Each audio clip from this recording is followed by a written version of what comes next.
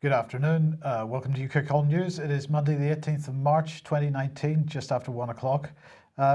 Joining me today, Patrick Henningsen. Welcome to the programme, Patrick, for 21st Century Wire. Thanks, Mike. Great to be with you. Well, we're going to get straight on. I'm going to apologise straight away for using the BBC to source this, but this was breaking news this morning and just caught it before we came on air, so wanted to include it. So a new shooting. Whether it could be described as a mass shooting, not sure just yet, Patrick, but don't seem to be too many details. This is in Utrecht in the Netherlands.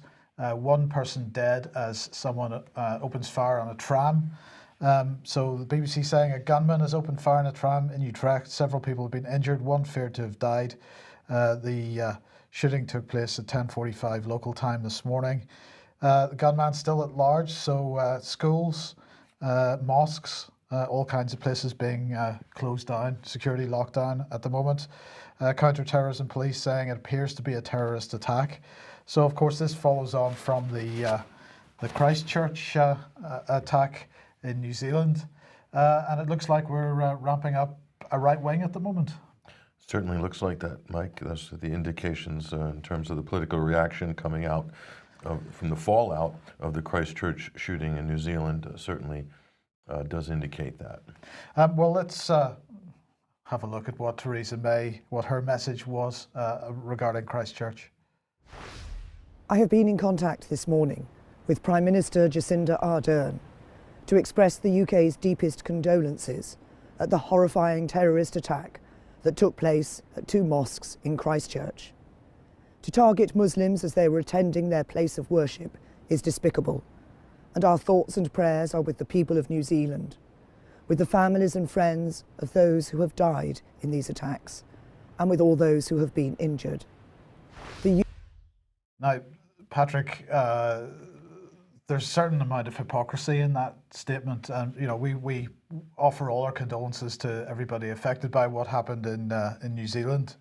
But for the West, for a Western leader, or for the West to say that it's despicable that Muslims are being attacked in this way in a mosque, while at the same time, for example, we continue to supply arms to Saudi Arabia and other places where who are attacking Yemen, where there are lots of people dying in mosques on a regular basis. There does seem to be a bit of a hypocrisy in this. Yeah, and also I might add the United States bombing mosques, which has also happened recently in Syria. So yeah, it seems though that if Muslims die on Western soil, this is treated with tremendous emotion and outrage in the Western media, and the perpetrator is called a terrorist. But if U.S. or coalition military forces kill thousands of Muslims or kill innocent people in a wedding party in Pakistan with a drone, that's not terrorism. No. We're told, and also in some cases they'll get medals of honor like Madeleine Albright. So anyway, we can discuss this more at length in the extra time segment, Mike. Yes, so for members, we will be discussing this more after the programme. That'll be available on 21 Wire and also in UK Column shortly after the news programme today. Now, in the meantime, getting back to New Zealand, Jacinda Ardern, has announced what are being described as detailed gun law reforms. So she's saying that the Cabinet in New Zealand has agreed this within 72 hours, that there's some details to be worked out, so it's going to take a few more days before the actual legislation appears. But nonetheless, the agreement has been made to proceed with gun control laws in New Zealand. No particular details other than this ultimately means, she said, that within 10 days of this horrific act of terrorism, we will have announced reforms which will, I believe, make our community safer. The response to this continues. The gun control is clearly one part of it in New Zealand. The other part of it are the calls for more censorship on social media. Sure. I think on the gun control issue, it's important to note that she did announce that our gun laws will change right after the attack, and of course, just roughly 72 hours later, yes, they have changed that quickly. The gunman, or the terrorist, in this case, Brenton Tarrant, had a gun license, had a firearm license, which was acquired in New Zealand in 2017. So he was legally carrying the firearms. However, she was talking about banning semi-automatic weapons across the board. I might add that New Zealand has very stringent measures in place in terms of gun regulation already. So this is really a case of tightening the screws on top of what is already there. It's much more regulated, let's say, than in the United States. Okay, let's move on to Brexit then. And the news that, well, it looks like Theresa May is garnering some more support. It's still a bit touch and go for her, but if this sure isn't any more than a charade, which of course we believe it is to a certain degree, David Davis announced that he is backing Theresa May. This is in a letter that was written, and he's basically saying, he didn't literally say this, or at least not publicly anyway, oh shut up Boris, because Boris is sticking sticking with the we shouldn't pass Theresa's deal at the moment. So it's Boris versus the rest, it seems. So several Tory MPs who have up until this point been against Theresa's deal have written a letter. The letter said, we voted against the deal in the first meaningful vote, but we now recognise that there is an increasing risk that holding out for a perfect deal, we could end up losing Brexit altogether. Some of us voted for the deal in the second meaningful vote because we felt the departure date on 29th of March would be lost. That has regrettably become reality. Now the UK is faced with the prospect of a long extension of Article 50. It says Brexit is at risk, therefore we urge colleagues who, like us, wish to deliver Brexit to vote for the deal and ensure we leave the EU as soon as possible. Is this having any effect? Well, here is Jacob Rees-Mogg, and he was speaking on LBC this morning and saying no deal is better than a bad deal, but a bad deal is better than remaining in the European Union.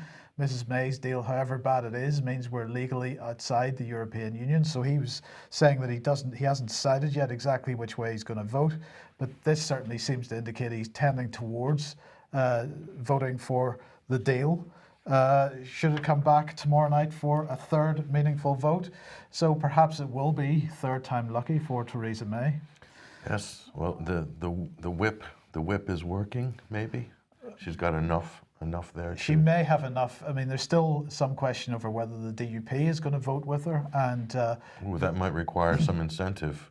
There has been rumour of another £1 billion bung towards the DUP. We wait to see with interest, but the bottom line here is, of course, Theresa May's deal is not what is implied in the letter. It is not fulfilling the spirit of Brexit. Well, will we be legally outside the European Union, as Jacob Rees-Mogg suggests?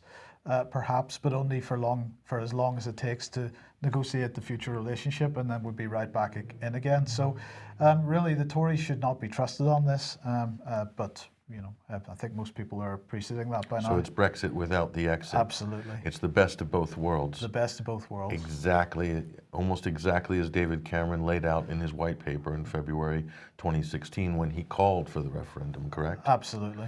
Interesting, because didn't you say that at the time? I believe I did. Yeah. Yes. Interesting. Anyway, well, everybody will be glad to know that, okay, we're not now going to leave on the 29th, perhaps as expected, but on the 30th, Exercise Joint Warrior begins. So this is really good stuff. This is Belgium, Canada, Denmark, Estonia, France, Germany, Italy, Latvia, Lithuania, Netherlands, Norway, Spain, UK and the United States all taking part in this exercise. This is a UK run exercise, 10,300 armed forces personnel, that's 6,500 at sea, 3,000 on land, 800 in the air. They say that although it's run by the UK, the Joint Warrior is closely aligned to NATO training aims and is included in the NATO exercise programme. So we might look at this as a NATO exercise. It's taking place in various locations across the UK. And well, Gavin Williamson had this to say because he was very excited about it. He said the UK military is a partner of choice for its major international allies and a resolute force for peace around the world. I believe he said it with a straight face, but I have to admit, it's difficult to have a straight face reading that out. Keeping the home fires burning, Gav? Absolutely. Well, look, sticking with NATO and so on, of course, Russia is the target these days. And, well, most people remember this little video clip. This is the Kerch Straits. And, of course, this happened, I think it was... I think you want to call this a planned provocation on the part of the Ukraine. That's all the evidence points that was the case. Well, that was the case, I believe, but that doesn't matter because the EU, Australia, Canada, the United States, and the UK have imposed sanctions on individuals for their role in this particular. I mean, well, look, I'll just knock this on the head, right? Ukrainian boats have passed through the Kerch Straits before this. And gone through all the necessary protocols. So it's the argument that Russia is somehow impeding international maritime travel falls flat on its face, just on that point alone. The second point is these boats some of them were carrying weapons, and they were not following protocol or heeding the harbor master's calls, so they were dealt with according to procedure. Unfortunately, if you're not complying with procedure in this case, there might be an altercation. That's the risk that anybody, whether they're going through U.S. territorial waters in sensitive areas or in Europe as well. So, well, that may be the case, but it really doesn't matter because according to Jeremy Hunt here, today the UK and international partners sent an unequivocal message to Russia that their attack on Ukrainian vessels in the Kerch Strait and Black Sea last year was absolutely unacceptable. So there you go. Well, not to be outdone by the British government and those other governments, NATO is also on the case because, of course, this is the anniversary of the force used against Ukraine to illegally and illegitimately annex Crimea. And NATO is saying today this violation of Ukraine's sovereignty and territorial integrity is a serious breach of international law and a major challenge to Euro-Atlantic security. We strongly condemn this act. NATO calls on Russia to bring an immediate end to all violations and abuses in illegally annexed Crimea, to release Ukrainian political prisoners and hostages, and to grant international monitoring organizations access to Crimea. Right. Well, so while the pressure is coming on from the West onto Russia, Russia, on the other hand, is trying to hold out some kind of olive leaf. And, well, this is the Russian ambassador to NATO, who a couple of days ago saying we take all the necessary reciprocal and symmetrical measures in order to ensure balance in the INF sphere. So this is the Intermediate Nuclear Missile Treaty.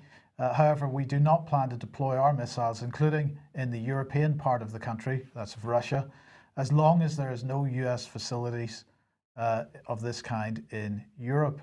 Now, what are the chances of that? So he's asking for essentially some sort of reciprocity, sure, a quid pro quo, in a way trying to get negotiations moving a little bit by making an offer, an initial offer, and the response has been, it seems to be a stonewall. Well, the response seems to be more sanctions. And we're not moving our missiles. No. So again, we're not any further forward.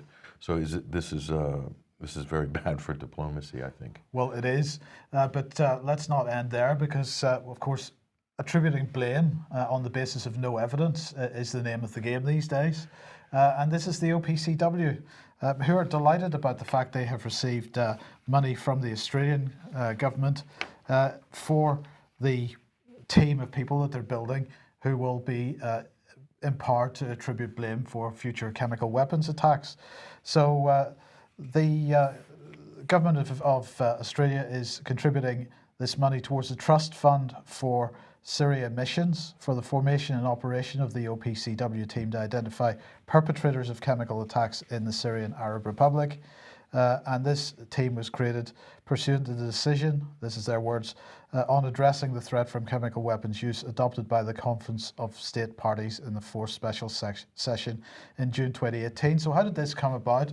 Well, back in June 2018, in the early part of June, Alistair Burt, the International Development Minister, said the international community should come together and strengthen the OPCW's capability to prevent the further use of chemical weapons, including by attributing responsibility for these heinous crimes. And this followed a report from the OPCW on the use of chemical weapons in the town of Latamina in northern Syria. And there was an accusation of sarin used at that point. So that was in the first part of June. By the second part of June, the 26th of June, the OPCW had decided that they were going to hold this special meeting in line with the release of the Duma report. And so they held this event, and Boris Johnson took part in it. And he said that attributing responsibility for an attack is clearly part of the OPCW's technical remit, requiring no change to the Chemical Weapons Convention. Well, the Russians didn't agree with that, and many others didn't agree with that as well. But the Russians said this: the UK is trying to turn the OPCW from a body focused on providing technical assistance to member states in executing the requirements of the CWC into a quasi-prosecutorial policing and forensic medical structure. So, as I say, this is the latest tranche of money for this. They're assembling a team of experts, and other countries as well contributing to that. We've got Switzerland, money from Norway, and money from Denmark already gone to it, a couple of other countries as well, but there's more money on its way.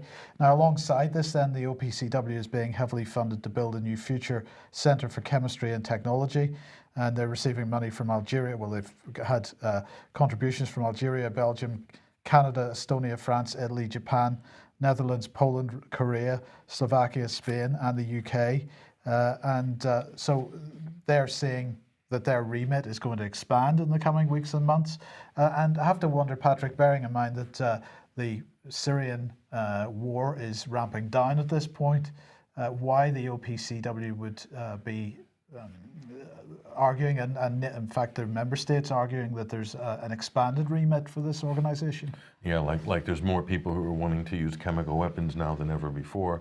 It's totally counterintuitive to reality and logic, but you can see the circular logic that's being employed here in statements by Boris Johnson, and then sort of the reaction to the veto or to the objection by Russia, for instance, will be always from the West. Oh, of course Russia's not wanting to give this power to the OPCW because they are guilty of using chemical weapons. Why else would they object? And the same with Syria, and not taking into account the possibility that the case might actually be trumped up, the evidence might be non-existent or bogus, and the fact that Syria and Russia have a legitimate argument that isn't calculated in there. Instead, they employ circular logic, which is backed up by quite a lot of propaganda in the West. Well, indeed, and as I say, the main driver for this was the Duma incident, and as we covered on last week's program, of course, the final Duma report is out, and what a load of nonsense it is as well. And I just chose one of the quotes from Peter Hitchens here. Personally, I think the OPCW's inclusion in its report of so-called open source materials, such as films purporting to show events in Duma, is an absurdity. They rightly say that they don't attach great weight to them, but they would be better to leave them in annexes. Well, that's true, but we'll come on to more on the issue of open source material in just shortly. But, this was one of the key points, Patrick, but this apparently, this report, or at the time, an earlier version of it, used to drive for the ability for the OPCW to attribute blame.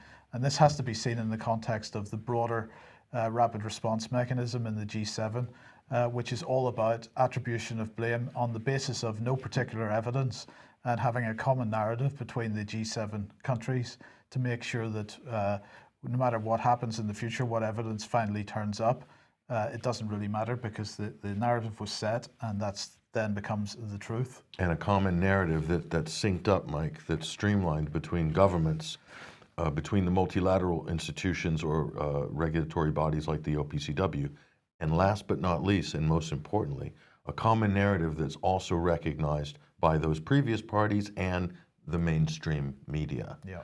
And you have complete agreement across those three sectors, and that is your fusion doctrine. That is your rapid response mechanism. Yeah. Yes, but the ICC. The ICC, the International Criminal Court. Now, this is an interesting organization, and how does this feed into what we just talked about? Well, this is the judicial body, the super tribunal, if you will. And here it is. If you've had the pleasure of ever going to The Hague and seeing this is in all its glory, that is the ICC. It looks like it was built on a reclaimed landfill. In fact, I think it's on the site of an old military base and firing range there in The Hague. And there it is, one of the most depressing places on the planet, and for good reason. So initially it was founded in 1998, and this is important as part of the Rome Statute at the UN Conference of Rome. And it's famous for many high-profile cases, but this was meant to be a super tribunal for member states to legislate on behalf of humanity. This Right. is that's the principle behind it. And but the slight problem is that the U.S., China, and Russia did not sign on to the ICC, and herein lies the source of many problems with this organization. And this is meant to be essentially a tool capable of judging criminals at the end of war. So the idea would be if institutions have been obliterated or society hasn't been rebuilt, and this would be a tool to come in with the international community and sort of help to rebuild in its institutions on top of a justice verdict, if you will. Okay. Okay, so there's the ICC. Now, what's important is the ICC has been given some new powers, okay? And when it gives new powers, these tend to override the individual nation states. So here's the European Union trying to push this month, has passed a resolution here. The European Parliament urges the EU to adopt a legislation like the Magnitsky Act. So this is along the lines of the global Magnitsky, to be able to grab anybody in the world on anti-corruption charges and then sanction them. So this is essentially started in America built on the top of Bill Browder's fraud, which is the Magnitsky Act. And the whole story, and they're still using Sergei Magnitsky here as the poster person for this campaign, the Russian accountant, Bill Browder's accountant, who died while in custody in Russia. And this is how they built the whole story. So the Euro Magnitsky, so this was the resolution on March 14th, calls on the European Council, comprising of representatives of all 28 member states, to swiftly establish an autonomous, flexible, and reactive EU-wide sanctions regime that would allow for the targeting of any individual, any state, and non-state actor and other entities responsible or involved in grave human rights violations. And who decides what's a human rights violation? Well, it's the International Criminal Court is one of those bodies that will give that verdict. So you can see how these pieces fit together. And this is to override the national sovereignty of all nation states, especially the ones being targeted. So now here's the rub. This is where things get interesting. So the ICC had trained its sights from a few years ago, but specifically in 2017 against the United States for potential war crimes in Afghanistan. Okay, so this is the ICC using new powers. They've just received expanded powers to also target states rather than individuals. Okay, so this is the expansion of the ICC's remit. So, and here's Mike Pompeo just the other day regarding the Senate vote on the end of U.S. support for the Saudi-led coalition in Yemen. And so he's basically, this has become one of the issues that they can snag the United States on. And the U.S. is threatening to sanction members of the ICC if they go ahead with any prosecutions or attack the United States for their involvement in this war or Afghanistan or any of them. So they're now threatening the ICC. So this is nothing new in terms of the U.S. aggression against the ICC as an institution, but it's getting more aggressive. They're ramping it up. And here is the sterile environment. This is one of the courtrooms here.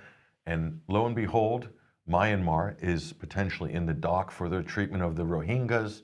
And this is the important one. Bashar al-Assad, a complaint was lodged by a member of the Muslim Brotherhood a few years ago, and that was regarding human rights violations. Okay, so they're wanting to try Bashar al-Assad. Again, Syria is not signed on. They're not a member. Neither is Myanmar. Neither is the United States. So, and then here's another case here, of course, the U.S. versus Afghanistan. So this is a new sort of phase. This will test whether the ICC will have any teeth, any legitimacy going forward. So we're reaching an impasse right now, Mike. And then finally, UN Security Council veto power. Well, this is the important part. So all of these need to go through the UN Security Council. So the ICC can do what it likes in terms of producing a verdict or a case, but then it does go through the UN Security Council. However, the ICC has now acquired autonomy.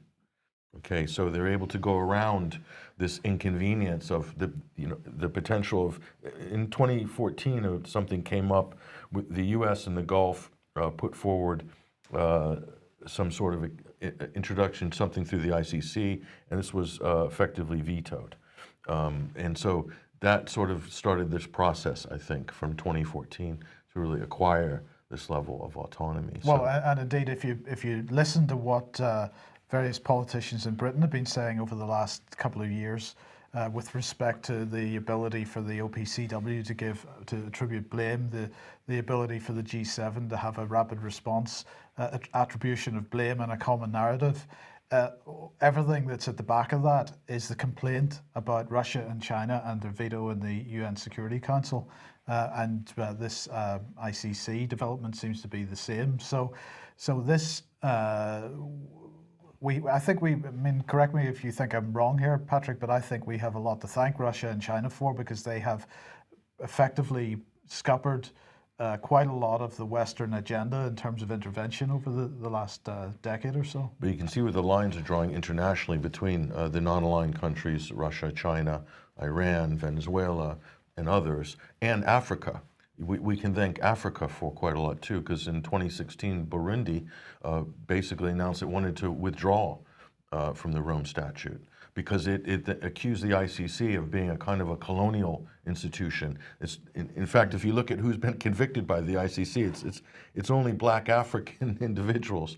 I don't know if there's any white Europeans, definitely no Americans. Well, only Milosevic and these types. Maybe Milosevic was their one sort of trophy. Yeah. And so, but that accusation keeps coming up over and over. And if you go to the ICC and you go through their lobby, and you can see they boast about their triumphs, and it's basically their convictions. And there's only a handful of them, and they're all African. It's kind of, and I think Gaddafi also was dragged into that scenario as well. So again, an African. So it's kind of obvious. This is kind of like a neo-colonial institution, and Africans see it, but for some reason we don't see it in Europe. I can't imagine why. Can't imagine why, yes. So. Okay, well, let's head over to Trump land then. And, well, this is a bit embarrassing, really, Patrick, for CNN and for Christopher Steele, because Christopher Steele, of course, is the former MI6 agent who wrote the dossier against Trump, which was commissioned and paid for by the DNC, the Democratic National Committee, and of course that fed into the Justice Department's Russiagate investigation and, well, what do we call it? Charade, perhaps. But anyway, it turns out that some of the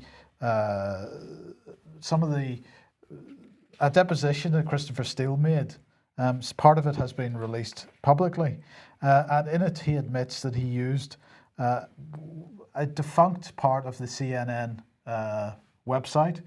This was called iReport, and this was user-generated news, so open source user-generated news. It was run by citizen journalists. It wasn't edited. It wasn't fact-checked. It wasn't screened before being published. And it seems that Christopher Steele has admitted in evidence that he gave in a deposition that he used that as the main source, or as the source for the main allegations from his dossier. So this is a little bit embarrassing. So Trump, naturally enough, yesterday was tweeting out, report Christopher Steele backed up his Democrat and crooked Hillary paid for fake and unverified dossier with information he got from send-in watchers of low ratings CNN. This is the info that got us the witch hunt. But the point is, Patrick, is not that this is user generated. Nobody really knows who the users are. People are hiding behind sock puppet accounts in most cases. If you were wanting to set up some kind of deep state operation against Donald Trump, it'd be a very easy thing, would it not? And this is purely speculative, I admit, but it'd be an easy thing to do if you're a little team of a privatized intelligence organization like Christopher Steele's. Simply push this information into CNN first, and then cite that in your dossier, and you've actually produced the whole story. You know, you're not actually relying on open source information, you're pushing that information in yourself. It'd be an easy little operation to run, wouldn't it? Sure, and I think anybody who's suggesting that Christopher Steele was just surfing the internet and he happened to find something he liked on CNN iNews, Mike, I think you're incredibly naive. I think you're exactly right. I would be now looking at who posted that information. And there are open source investigation organizations, there's quite a few of them around that are getting quite a lot of press, and they employ lots of people and research juniors and ex-gamers and people like that. Certainly they could have people working on the case, putting up so-called open source information on an open platform like that, but as part of that network. So absolutely they created their evidence. They used CNN to launder it. And so in this case, they've gotten caught out. And it's much worse than this. There's a number of fabrications in the Steele dossier, but a number of media outlets are sticking to it and arguing that somehow it's been validated, but it actually hasn't. It's a fraudulent document. But it's been pushed and it's been elevated by CNN, by BuzzFeed initially, and then now it's taken as gospel. And by John McCain. Well, this has come out as well as a result of the unsealing of these documents. So John McCain, Senator John McCain, was actually running point, distributing the Steele dossier to various members of the media. There he is, one of the most divisive members of the U.S. Senate of all time, in fact. And unfortunately, John McCain is still making headlines after death. So McCain was pushing this around. What's important here, Mike, is that it made its way to the State Department via John McCain, into the hands of Victoria Nuland, and then on to the FBI. Okay, that's that side of things. We haven't got into the other side of things, which was also what triggered the investigation to begin with in the FBI and the FISA warrants to spy on members of the Trump transition team. And that's also going to be coming out in the coming days and weeks. George Papadopoulos, as well as will be releasing information on that. His book is very good, by the way. I encourage people to go look at George Papadopoulos' book. But basically, Mueller investigation, Russiagate crashing and burning right now, and then now unsealing all of the FBI's investigations and testimonies and finding out now what the real story is. This is going to be hugely damaging for the Democratic Party going into the 2020 election cycle. I dare say that this will be used to, total effect. Donald Trump will squeeze every bit of juice out of this. Yes. In the coming year and a half. Okay, well let's head back to Syria again and more chemical weapons, and this time Ghouta. Well, this is a great interview. You can go and read this up at 21stcenturywide.com. And this was a decorated Belgian war reporter who was captured as a result of being caught. He initially was embedded with the Free Syrian Army as they were becoming kind of being taken over by al-Nusra and al-Qaeda affiliates. But he was taken hostage for 5 months.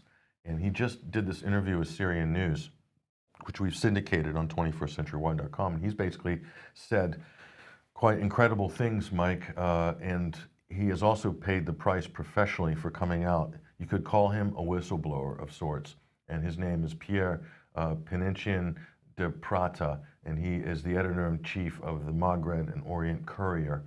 And he said Obama had promised he would attack Syria if the government used gas. This was the red line, and it was a time when the rebels were losing the war. If the rebels did that, it was to try to drag the United States into the conflict, hoping to reverse their military situation.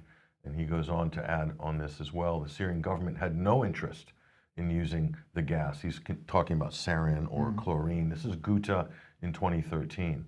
And strategically, it was useless, and that could only ruin his image, Bashar al-Assad, on the international level with the risk of an American attack. These are all common sense analytical points that we've made many times.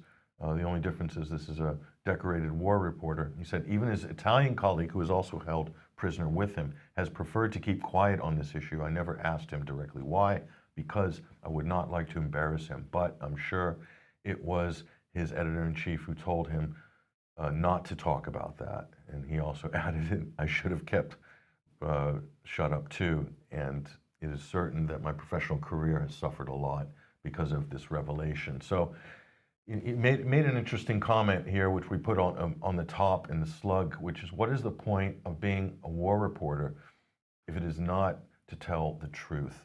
It's a very fundamental question. And so he's now said this is to the whole media, he's saying one word for the Western media. It's time for all those who are wrong about Syria, about what was really happening since 2011, to recognize their errors and restore truth for the readers and listeners. Unfortunately, the Western press is not as free as it claims, and I doubt that such a questioning will ever take place. So that is this reporter from Belgium. So this is a really important interview. He had dozens of media interviews scheduled. They were all canceled after he gave this interview to Syria News. So he's been basically shut out of all of the radio stations. These are based on comments as well he made on RTL. This is a Belgian broadcast radio network. But so he will, in the short term, pay the price, Mike, for telling the truth. And by the way, he was captured, and this is also gleaned from conversations of eavesdropping when he was listening to terrorist and rebel operatives talking, and also talking with them directly, because he was able to communicate with them during his 5 months of captivity. But all those details are in this interview. Okay. Well, sticking more on this subject in a sense, the National Archives have been releasing documents, and they've been releasing them for quite some time, but it's a new batch of documents here about an organisation called the Information Research Department. This is the Foreign Office's so-called secret propaganda unit during the Cold War. So you can go and search the National Archives. There's a whole bunch of stuff on the Information Research Department. This was all about putting fake news stories into the mainstream media during the Cold War, Patrick. So for 30 years, the Foreign Office, through the IRD, fed information to journalists, had its own news agencies. So 2,000 files have been transferred to the National Archives since the start of 2019. There are actually quite a number of files that were released to the archives from before 2019 as well. So at the height of its activity, which would have been in the 1960s, 400 to 600 people employed to do this. They were funded by what was described as a secret vote, where government money was given to them, not subject to parliamentary scrutiny. And I've got to say, Patrick, that if it was happening then, it must be happening today. It does sound familiar, doesn't it? It does sound familiar, and so I'm just going to bring this up again, because here's Mark Sedwill, who of course is the National Security Advisor and also head of the Civil Service and also head of the Cabinet Office. He, being head of the National Security Council, also head of the Cabinet Office, is effectively in charge of what goes on in the Foreign and Commonwealth Office. And the Foreign and Commonwealth Office has a counter-disinformation and media development program, which, as we've mentioned many times, headed up by Andy Price, and pumping money into things like the Integrity Initiative. And I have to say that the model seems to be very, very similar to what they were doing in the 1960s, 70s and 80s, or certainly 60s and 70s anyway, as the Information Research Department. Is this any different in practice or in principle? I don't think so. And I might add, Mike, that the person who is heading up the Integrity Initiative, Chris Donnelly, is himself from the Cold War, very active in the Cold War era. So he himself is a Cold Warrior. So that's interesting how these two issues dovetail. Absolutely. Now, finally, I just want to mention this. Deemed consent for organ donations in the UK is now real. The organ donation deemed consent bill received royal assent on Friday. So this has now become an act of parliament. It is legislation that now means that you're presumed to be agreeing to donating your organs in the event of you passing away with, that consent is presumed. Having an unfortunate accident. Well, exactly. So there are some exclusions. So children under 18 are excluded from this. People who lack the mental capacity to understand the changes for a period before their death are excluded from this, and people who did not live in England for at least 12 months before their death are excluded. And there's still a bit of consultation going on about whether certain organs should be excluded from the opt-out system. So basically, from now on, if you don't want your organs to be donated, you have to opt out, and you have to register that. I just want to remind everybody of this article on the UK Column website, No Time to Die. This is very relevant to this issue. If you haven't read that yet, please do so. Well, we'd be interested in your thoughts. Okay, well, look, that brings us to the end for today. Patrick, we're going to do a UK Column News Extra right now, and that will be available on UK Column forums and also on 21wire.tv later on for members. Well, otherwise, we will see you at the same time, 1 p.m. on Wednesday. Thanks very much, Patrick, for joining us. Okay. Thanks. Bye-bye.